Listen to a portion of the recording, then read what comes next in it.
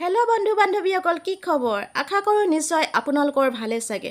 মই বৰ্তমান গৈ আছোঁ শৰাইঘাটৰ দলঙৰ ওপৰেদি।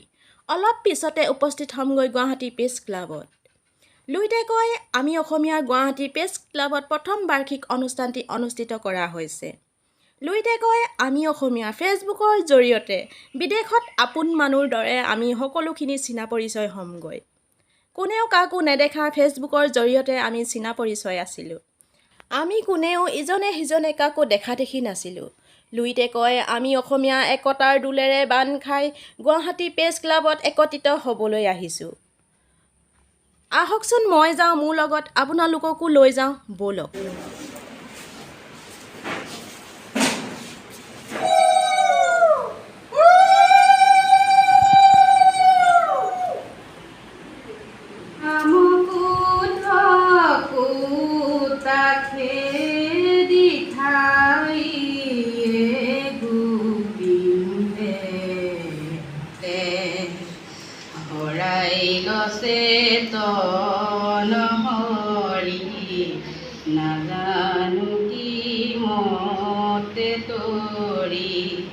প্ৰথম বৰ্ষপতি অনুষ্ঠানৰ সভাত উপস্থিত সমূহ সাহিত্যপ্ৰেমী ৰাইজলৈ মোৰ সশ্ৰদ্ধ প্ৰণাম আৰু শ্ৰদ্ধা নিবেদন কৰি আপোনালোকে দিয়া দায়িত্ব পালন কৰিবৰ কাৰণে মই আগবাঢ়িছোঁ। ইয়াত যদি কিবা অনাকাংক্ষিত ভুল ত্ৰুটি হয় তাৰ মাৰ্জনা কৰি মোক দিহা পৰামৰ্শ দি আগুৱাই নিব বুলি আশা ৰাখিলোঁ।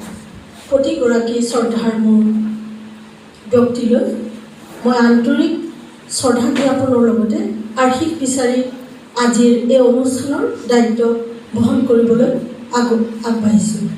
ধন্যবাদ। মনোৰঞ্জন ডেকাৰামে অৱদান আছে।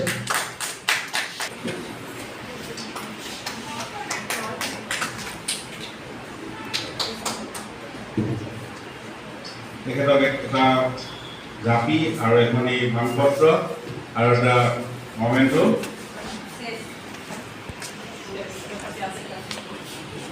মঞ্চৰ তৰফৰ পৰা সন্মান আগবঢ়োৱা হৈছে।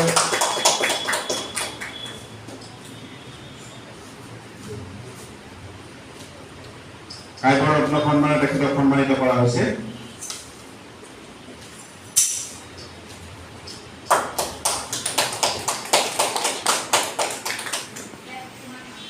দুইটাকৈ আমি অসমীয়া মঞ্চৰ তৰফৰ পৰা সাহিত্য সৌৰভ সন্মান কাঞ্চন সম্প্ৰদায়িনীয়ে এই সন্মানটি আগবঢ়াবৰ বাবে অনুৰোধ জনাইছোঁ। লগত সহযোগ ৰীমাকান্ত বৰা, পুৰণি বৰা দেৱী বাইদেউৰ সহযোগত সন্মানটি তেখেতলৈ আগবঢ়োৱা হৈছে। ডক্টৰ কমল চন্দ্ৰ নাথ ডাঙৰীয়ালৈ আগবঢ়োৱা হৈছে। এই দৰ্শৰ লগত মুখ্য ভাষাজ্ঞা থাকিব।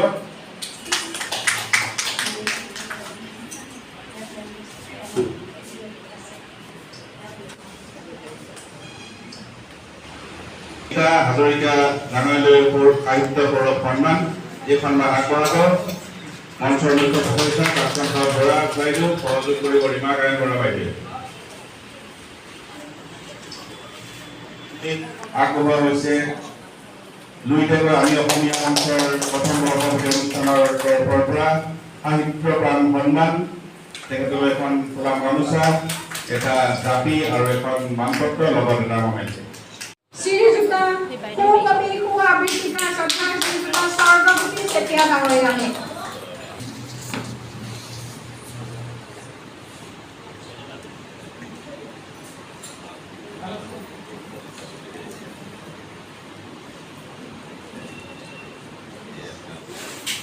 ধন্যবাদ জনাইছোঁ। প্ৰণৱ শৰ্মা ডাঙৰীয়া, তেখেতে অনুষ্ঠানসমূহলৈ আহে, এনেদৰে আমি তেখেতক লগ পাওঁ, খুবেই ভাল লাগে। তেখেতে বৰ সুন্দৰ লিখে। তেখেতৰ কৃষ্ণাজীয়ে অসমীয়া ভাষা সাহিত্যৰ ভঁৰাল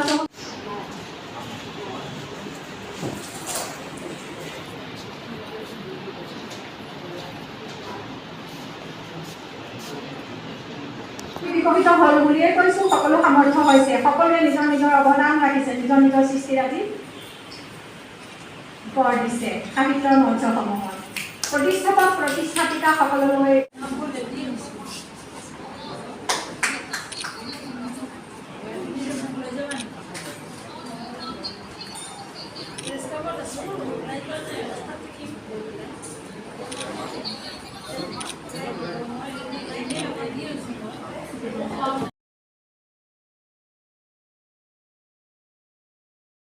আমি অসমীয়া গ্ৰন্থখনি আজি উন্মোচন কৰা হৈছে। এই গ্ৰন্থখনি উন্মোচন কৰিব সু-সাহিত্যিক, সু-কবি, সু-লেখক, আমাৰ সকলো মৰমৰ আদৰ্শ কবি সন্মানীয় শ্ৰী নীলিম কুমাৰ ডাঙৰীয়া। লগতে লুইতে কয় আমি অসমীয়া সভাপতিকে প্ৰমুখ কৰি সকলো বিষয়ববীয়াৰ সকলৰ লগত। লগতে এই সভাতে অন্য এখন গ্ৰন্থ উন্মোচন কৰা হ'ব। এই গ্ৰন্থখনি উন্মোচন কৰিব লুইতে কয় আমি অসমীয়াৰ সভানেত্ৰী সন্মানীয় বৰপূজাৰী ডাঙৰীয়ানী আৰু সন্মানীয় শ্ৰী নীলিম কুমাৰ ডাঙৰীয়া আৰু সন্মানীয় প্ৰেম বৈষ্ণৱ ডাঙৰীয়াকে প্ৰমুখ কৰি লুইতে কয় আমি অসমীয়াৰ প্ৰথম বৰ্ষপূৰ্তি অনুষ্ঠানত এই দুখনি গ্ৰন্থ উন্মোচন কৰা হৈছে।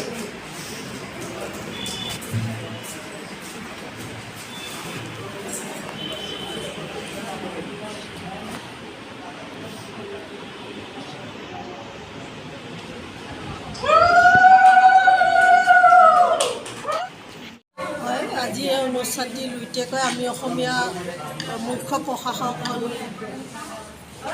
পূৰবী দেৱী নাথ বাইদেউ। মই অনুষ্ঠানটিৰ সভাপতি। আজি বৰ্ষপূৰ্তি অনুষ্ঠান হৈ গ'ল। প্ৰতিজন সাহিত্যপ্ৰেমী ৰাইজৰ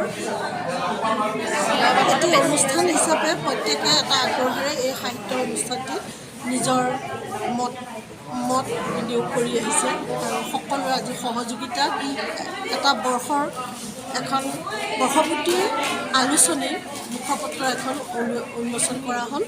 লুইতে কয় আমি অসমীয়া শিৰোনামত দেৱী নাথ বাইদেউ। মই অনুষ্ঠানটিৰ সভাপতি। আজি বৰ্ষপূৰ্তি অনুষ্ঠান হৈ গ'ল। প্ৰতিজন সাহিত্যপ্ৰেমী ৰাইজৰ এটি অনুষ্ঠান হিচাপে প্ৰত্যেকে এটা আগ্ৰহেৰে এই সাহিত্য অনুষ্ঠানটি নিজৰ মত বিনিয়োগ কৰি আহিছে আৰু সকলোৰে আজি সহযোগিতা এটা এখন বৰ্ষপূৰ্তিৰ আলোচনী মুখপত্ৰ এখন উন্মোচন কৰা হ'ল। লুইতে কয় আমি অসমীয়া শিৰোনামত। তাত সকলো আমাৰ লেখক লেখিকাৰ লিখনিৰে সাহিত্য জগতলৈ কষ্ট আৰু সহযোগিতাৰে আজি আগবঢ়াই নিয়াত সহায় কৰিলে। গতিকে অনুষ্ঠানটি আমি সাফল্যমণ্ডিত। যিহেতু অনুষ্ঠান শেষ হ'ল সুন্দৰভাৱে এটা অনুষ্ঠান সকলোৱে লুইতে কয় আমি অসমীয়া দুআষাৰ। হয়, লুইতে কয় আমি অসমীয়া সাহিত্য মঞ্চ এখন সুন্দৰ সাহিত্য মঞ্চ প্ৰতিষ্ঠাপিকা পূৰবী দেৱী বাইদেউ। এখন সুন্দৰ সাহিত্য মঞ্চ সাহিত্য চৰ্চা কৰা সাহিত্য অনুৰাগীসকলৰ বাবে দান কৰিছে বুলিয়ে কৈছোঁ। তেখেতৰ মানে গুৰুত্বপূৰ্ণ অৱদান সাহিত্য চৰ্চা মঞ্চখনত আমি সকলোৱে লিখা মেলা কৰিবলৈ সুবিধা পাইছোঁ, সুযোগ পাইছোঁ। মানে আজৰি সময়খিনিত সাহিত্য চৰ্চা আমাৰ মানে এটা সাহিত্য চৰ্চা কৰাটো আমাৰ ৰাপ হৈ গৈছে। নিয়মীয়া এটা যেন দায়িত্ব কৰ্তব্য। ফেচবুকৰ জৰিয়তে আমি এখন সুন্দৰ মঞ্চ পাইছোঁ। আমি মানে নিজকে লেখক লেখিকা হিচাপে চিনাকি দিবলৈ বহুসকল লোক সক্ষম হৈছে। বহুতে গ্ৰন্থ পৰ্যন্ত প্ৰকাশ কৰি নিজকে সাহিত্য চৰ্চা মঞ্চখনত নিজকে প্ৰতিষ্ঠা কৰিছে। বহুত জ্যেষ্ঠ গুণী জ্ঞানীসকলৰো সান্নিধ্য আমি পাইছোঁ। তেখেতসকলৰ পৰা আমি বহু কিবা শিকিছোঁ। সাহিত্য চৰ্চাৰ ক্ষেত্ৰত আমি নজনা বহুখিনি আমি শিকিবলৈ পাইছোঁ। আমি আপ্লুত হৈছোঁ সাহিত্য চৰ্চা মঞ্চখনৰ পৰা। লুইতে কয় আমি অসমীয়াই হওক বা অন্যান্য সাহিত্য মঞ্চই হওক, আজি বিশেষভাৱে লুইতে কয় আমি অসমীয়া সাহিত্য মঞ্চৰ বৰ্ষপূৰ্তি অনুষ্ঠান এটা সুন্দৰ সাফল্যমণ্ডিত অনুষ্ঠান হৈ গ'ল আমাৰ মাজত। খুবেই ভাল লাগিল। ইয়াত সভাত উপস্থিত থকা সকলোৰে ওচৰত চিৰকৃতজ্ঞতা জ্ঞাপন কৰিছোঁ মই সম্পাদিকা হিচাপে। ধন্যবাদ।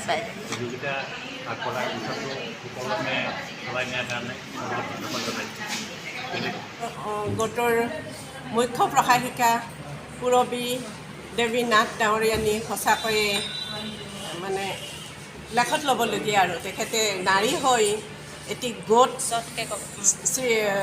সৃষ্টি কৰা ধেমালি নহয়। তেখেতলৈ মই আন্তৰিক অশেষ ধন্যবাদ জনালোঁ আৰু মই যিখিনি কৰিছোঁ তেখেতৰ মৰমতে কৰিছোঁ। মই এগৰাকী ইয়াৰে মডাৰেটৰ হয় আৰু মডাৰেটৰ হিচাপে যিখিনি মোৰ কৰণীয় সেইখিনি কৰিছোঁ। আটাইলৈ মিটিংখন খুব সুকলমে পাৰ হৈ গৈছে। যিখিনিয়ে সহায় সহযোগ কৰিলে সমূহ সতীৰ্থবৃন্দলৈ ধৰ্মকৰ্ত সদস্য সকলোলৈকে মই হিয়া ভৰা অলপ জনাইছোঁ। ধন্যবাদ বাইদেউ। তোমালৈ মই বহুত বহুত ধন্যবাদ ধন্যবাদ ধন্যবাদ বাইদেউ। মোৰ শ্ৰদ্ধাৰ গুৰু আৰু মনোৰঞ্জন ডেকা ছাৰ তেওঁ মোক যথেষ্ট সহায় কৰিছে।